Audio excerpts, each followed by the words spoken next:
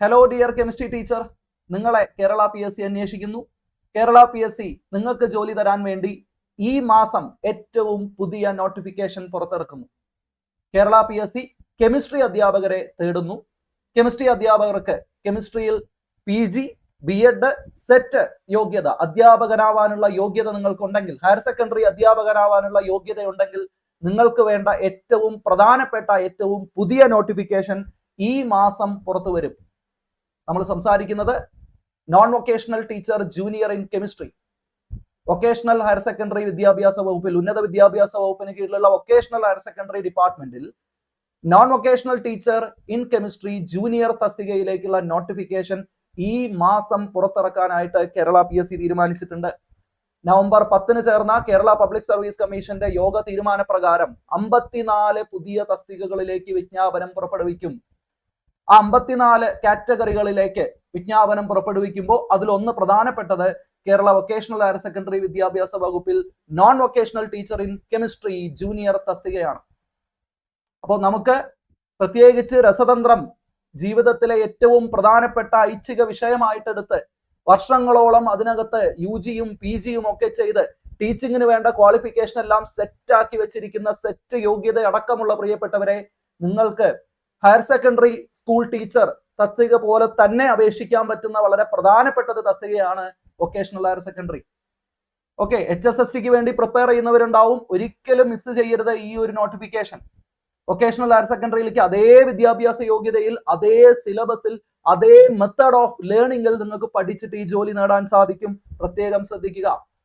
നിലവിൽ ഈ ഒരു ടീച്ചിങ് കാറ്റഗറിയിലേക്ക്, ഈ ഒരു vocational higher secondary teaching non vocational teacher in കെമിസ്ട്രിയിലെ നിലവിലെ നിയമന നില നമ്മളൊന്ന് പരിശോധിച്ചു കഴിഞ്ഞാൽ ഇപ്പോൾ ഒരു ലിസ്റ്റ് ആക്റ്റീവ് ആണ്.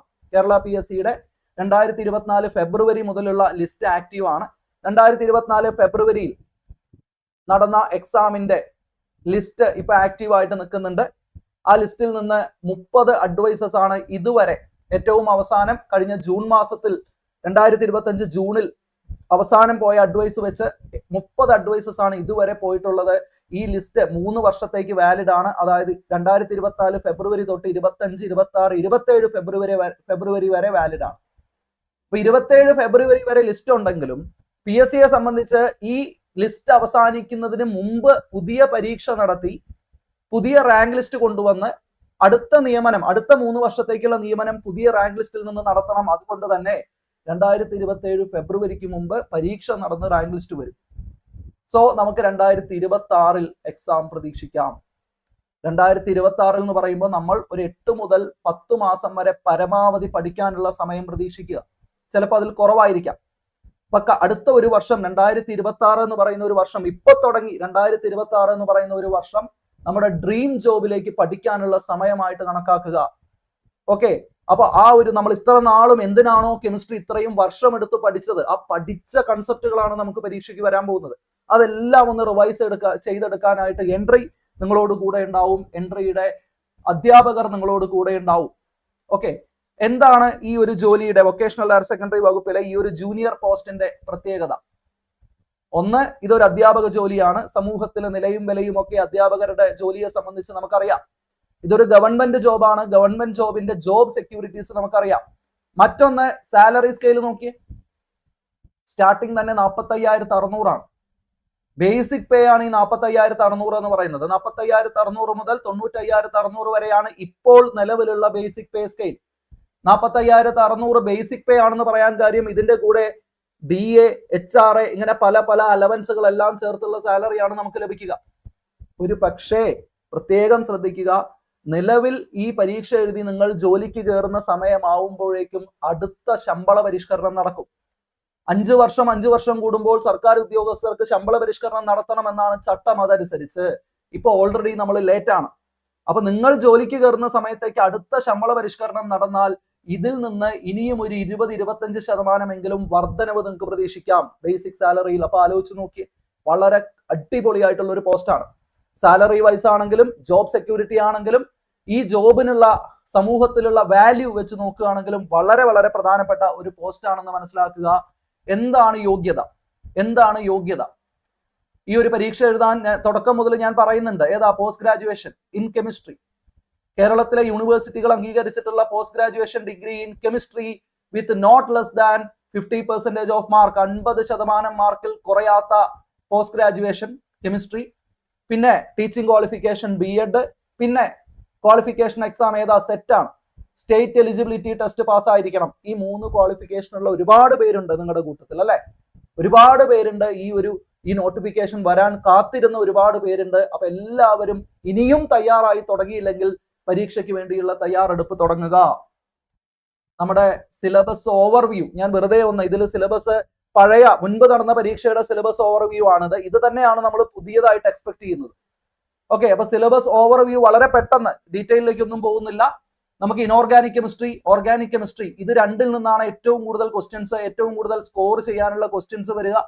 പിന്നെ അതിനേക്കാൾ കുറച്ച് വെയിറ്റേജ് കുറവാണ് ഫിസിക്കൽ കെമിസ്ട്രി. ഈ 3 എണ്ണം കൂടെ 3 മൊഡ്യൂളായിട്ട് 9 മൊഡ്യൂള്.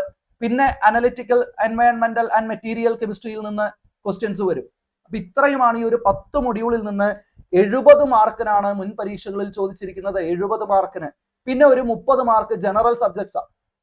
ജനറൽ PSCക്ക് വരുന്ന ജനറൽ കറണ്ട് അഫയേഴ്സ് അടക്കമുള്ള സബ്ജക്റ്റുകളാണ് 30 മാർക്കിന്. അപ്പൊ ഈ 70 മാർക്ക് കോർ സബ്ജക്ട് ഏതാ സബ്ജക്ട്? നമ്മൾ പഠിച്ച നമ്മുടെ സ്വന്തം PG UG സബ്ജക്റ്റ് ആണിത്. അതിൽ നിന്ന് ഒന്ന് പൊടി തട്ടിയെടുക്കേണ്ട കാര്യമേ ഉള്ളൂ. എക്സാമിനേഷൻ പോയിന്റ് ഓഫ് വ്യൂവിൽ പൊടി തട്ടിയെടുക്കാൻ എൻട്രിയുടെ അധ്യാപകർ സഹായിക്കും. നമ്മൾ പഠിച്ച കടല് പോലെ കിടക്കുന്ന സിലബസുകളിൽ, പുസ്തകങ്ങളിൽ നിന്ന് എന്താണ് പരീക്ഷയ്ക്ക് വരിക എന്നുള്ളത് ഞങ്ങൾ പറഞ്ഞു തരും. ബാക്കി 30 മാർക്ക് എടുക്കാൻ, ജനറൽ സബ്ജക്റ്റുകൾ എടുക്കാൻ അതിപ്രഗത്ഭരായിട്ടുള്ള അധ്യാപകരും എൻട്രിയിലുണ്ട്. അപ്പൊ എല്ലാവരുടെയും നേതൃത്വത്തിൽ HSST കെമിസ്ട്രിയോടൊപ്പം തന്നെ വൊക്കേഷണൽ ഹയർ സെക്കൻഡറി സ്കൂളിലേക്കുള്ള ജൂനിയർ കെമിസ്ട്രി തസ്തികയിലേക്കുള്ള കോഴ്സസ് എൻട്രിയിൽ ഉടനെ ആരംഭിക്കുന്നു. കോഴ്സസിന്റെ ഡീറ്റെയിൽസിലേക്കുള്ള ലിങ്ക്, എൻട്രി ആപ്പിലേക്കുള്ള ലിങ്ക് നിങ്ങൾക്ക് താഴെ ലഭ്യമാവും. എല്ലാവരും എൻട്രിയോടൊപ്പം ഈ ഒരു യാത്രയിൽ പങ്കാളികളാവുക. നമ്മളെ എന്നെ ശ്രവിക്കുന്നവരുടെ കൂട്ടത്തിൽ എൻട്രി നടത്തിയ HSA ഫിസിക്കൽ സയൻസ് ഉദ്യോഗാർത്ഥികൾ ഉണ്ടാവും. എത്ര എഫിഷ്യന്റ് ആയിട്ടാണ് നമ്മൾ HSA ഫിസിക്കൽ സയൻസ് എക്സാമിന് വേണ്ടിയുള്ള കോഴ്സ് കണ്ടക്ട് ചെയ്തത് എന്ന് നിങ്ങൾ ഓരോരുത്തർക്കും അറിയാം. ഓക്കെ, അപ്പൊ നിങ്ങളുടെ സുഹൃത്തുക്കൾ HSA ഫിസിക്കൽ സയൻസ് പരീക്ഷയിൽ എൻട്രിയുടെ കോഴ്സ് അറ്റൻഡ് ചെയ്തവരുണ്ടെങ്കിൽ നിങ്ങൾ അവരോട് സംസാരിക്കുക. എൻട്രിയിൽ നിന്ന് നിങ്ങൾക്ക് കിട്ടുന്ന ഇത്തരം കോർ സബ്ജക്റ്റുകളിൽ ഊന്നിയുള്ള ടീച്ചിങ് എക്സാംസിന്റെ കോഴ്സിന്റെ ക്വാളിറ്റിയും എഫിഷ്യൻസിയും എത്രമാത്രമാണെന്ന് അവരിൽ നിന്ന് നിങ്ങൾ ചോദിച്ച് മനസ്സിലാക്കുക. എന്നിട്ട് നമുക്ക് ഒരുമിച്ച് ഈ പറയുന്ന എക്സാമിന് വേണ്ടി തയ്യാറെടുക്കാം. Trust the process and the victory is yours. നമ്മൾ കൃത്യമായി സ്ട്രാറ്റജിക് ആയുള്ള എക്സാമിനേഷൻ ഓറിയന്റഡ് ആയിട്ടുള്ള പ്രോസസ്സിൽ ശ്രദ്ധ കേന്ദ്രീകരിക്കുക. അടുത്ത ഏതാനും മാസങ്ങൾ മുഴുവനായിട്ട് ഇതിനു വേണ്ടി ഡെഡിക്കേറ്റ് ചെയ്യുക. ഇത് നിങ്ങളുടെ സ്വപ്ന ജോലിയാണ് എങ്കിൽ ആ ജോലി നിങ്ങളുടേതാണ്. എല്ലാവർക്കും എൻട്രിയുടെ ആശംസകൾ. എൻട്രിയുടെ കോഴ്സുകളിലേക്ക് എല്ലാവർക്കും സ്വാഗതം.